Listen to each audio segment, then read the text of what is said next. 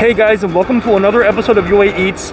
I'm UA, and now I know a lot of you guys get really triggered by my mask wearing, but there are wildfires in Canada, so just check out all this smoke and all this ash drifting even down here in New Jersey. It's pretty wild. It looks like a post-apocalyptic Fallout sky. But anyways, despite the terrible weather conditions, today's the only time I have to film this week, so we're still gonna be traveling and escaping this smoke to film at American Dream, one of the biggest and nicest malls in the whole US in East Rutherford, New Jersey. And we're gonna be eating at a place that I've wanted to try for about a year now. MrBeast, yep, the MrBeast, opened a location of one of his burger restaurants, MrBeast Burger. Now, to anyone who may not be familiar, MrBeast is pretty much the biggest YouTuber on the planet. I'm talking like hundreds of millions of subs. If I can ever be a fraction of what he is, I would be a happy man. But he's not just satisfied making videos, he also is frequently plugging food, particularly his MrBeast chocolate, and he's been opening burger restaurants all over the US. Now, many of his burger restaurants are mostly ghost kitchens, but American Dream has a sit-down restaurant, and it actually has pretty good reviews. But are his burgers actually good, and are they actually popular because of quality, or are they just popular because he's popular? Let's go find out. Come on, let's go. Alright guys, as you can tell, I actually went back and I busted out the 2020 COVID mask, the heavy duty N95. Let's see how crowded it's gonna be on a day like this.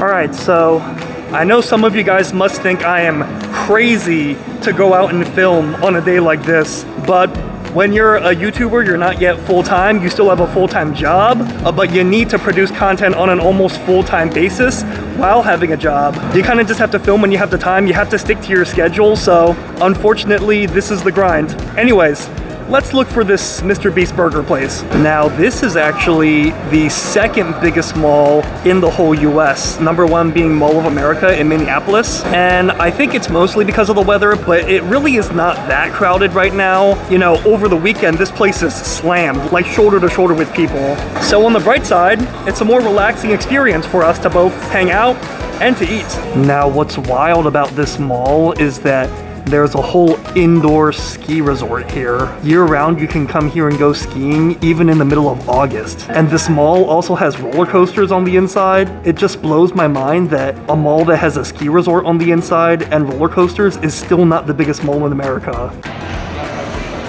Ah, okay, found it. Court A, level 3.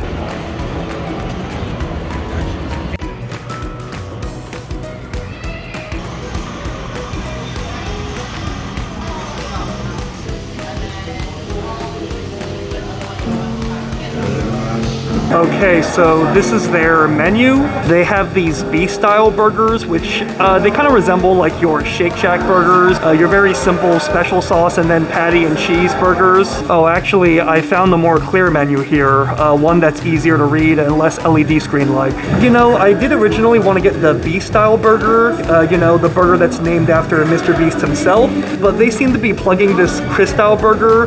All their signs have the burger with the fries on it, so you know what, let's just get this $12 Cristal burger just for you guys. And then we'll get a crinkle fries for $4 and see how the fries are. Interestingly, they sell Nashville hot chicken, and I am a big sucker for Nashville hot chicken, so kinda curious about this. I will say though, unrelated, I've never really been a fan of his logo, just to be completely honest. It kinda looks like a high school sports logo, where they used a logo from a contest that the school ran. Anyways, let's order, I guess. Now, I actually did want to show you guys one thing that's really funny about this place. So outside of his burger place, he has a whole bunch of cash just lining this wall, just a bunch of money on display, which is so on brand for him. Honestly, I just think this is completely hilarious. And actually, while we were filming that, the food came. We were thinking that they were gonna get our attention or something, but it's here. So we got one of their burgers, and we actually did end up also getting one of the Nashville hot chickens, just out of curiosity. And then we also got some crinkle fries, you know, just to try these out, since no burger meal is complete without fries. I would say that the quality of the burger is kind of between a nicer burger like Shake Shack, but I don't know, like this bun is kind of interesting. Like it may look nice in the video, like a bakery baked bread or something, but to be honest, it kind of has an interesting smell, almost like a cheap grocery store smell, but we'll taste it first to see how it is. The Nashville hot chicken, it looks like it's well seasoned. It's got some sauce coated throughout it. Other than the bread kind of giving me weird vibes, the chicken actually doesn't look too bad. And the fries just look average, like your typical frozen fries. Let's try the fries first. All right, let's try the fry at MrBeast Burger.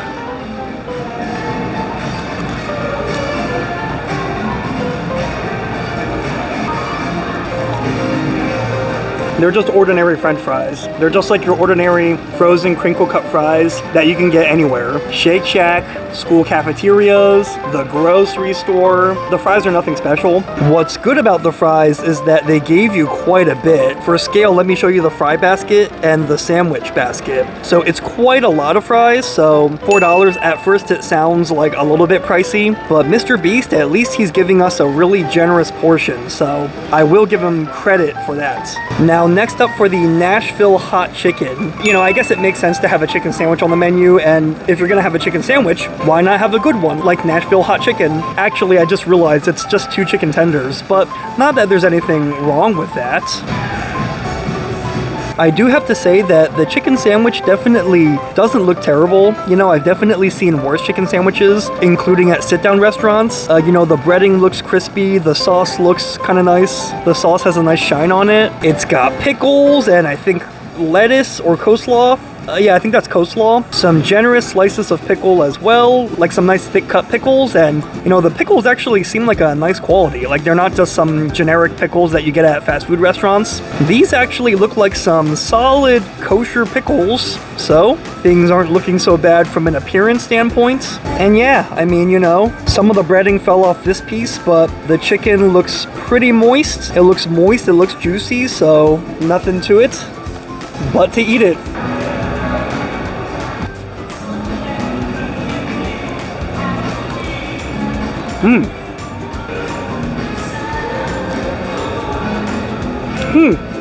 You know, I gotta say, that's not bad at all. It's a pretty solid chicken sandwich. Now, it's not really spicy at all. I wouldn't really call this hot chicken. I would call this just like a slightly spicy chicken sandwich. So it doesn't taste like Nashville hot chicken at all, but it's good. It's a very, very respectable chicken sandwich. And I think for all the reasons I mentioned, I mean, kind of like I mentioned earlier, I don't know if my camera is picking it up, but yeah, the chicken is not dry.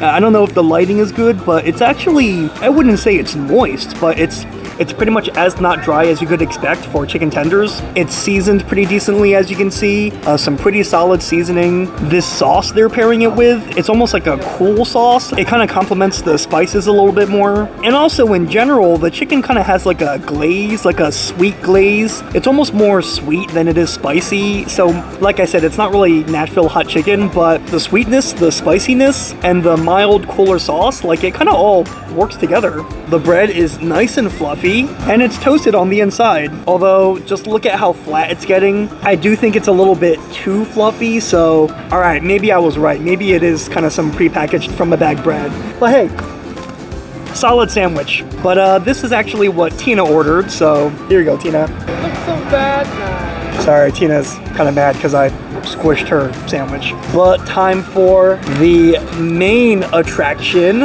the MrBeast Burger, the Chris style burger. The toppings look interesting. There's bacon, there's fries. The meat, I feel like I've seen better quality. That's not exactly Shake Shack or even Five Guys quality meats. I don't know, it kind of reminds me of like my school cafeteria, the quality of the meat that they're using. But I guess let's give it a shot.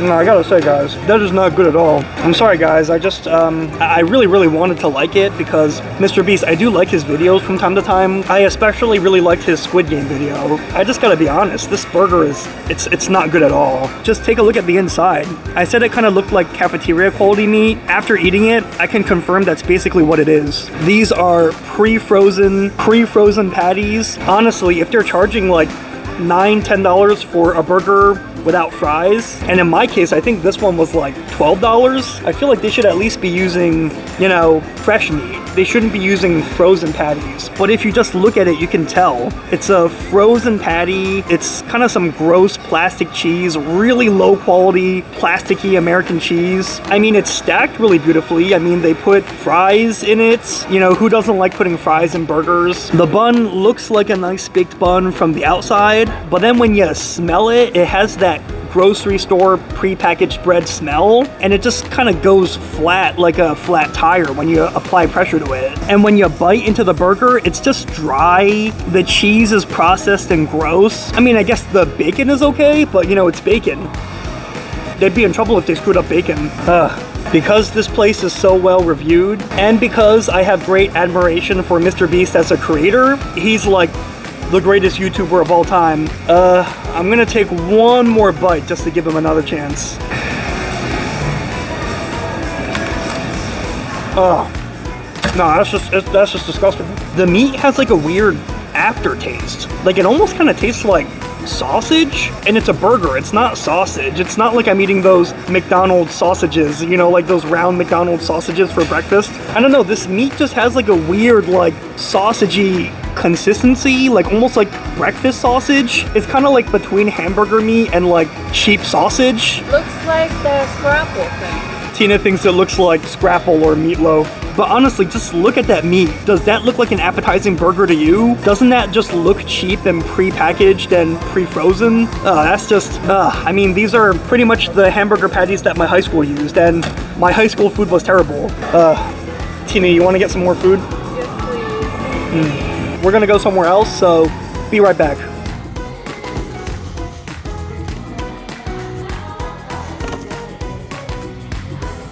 Alright guys, we wound up going to the food court to, you know, get our dinner, and we made it to Vanessa's Dumpling House, a pretty good dumpling restaurant from New York City that has a location at the American Dream. We made it here right before they closed to order and get some dinner. But yeah, now that we're away from MrBeast Burger, I'm just gonna be frank, it was a really disappointing experience. We started with the fries, and the fries were completely pre-frozen, generic grocery store frozen aisle fries, and that's okay. I mean, I wasn't really expecting anything different. I get that not every restaurant has the bandwidth or even the willingness to make hand-cut fries or to buy higher quality frozen fries, but it's okay, I get it, you know? So the fries, I was willing to give a pass for being mediocre. The chicken sandwich, I actually thought the chicken sandwich was okay. I thought it had good seasoning, it had good flavor, although it was not Nashville hot chicken at all. It really was not spicy at all. In fact, it was rather sweet, but I actually thought the chicken sandwich was okay. That burger though, and this was ultimately a burger restaurant,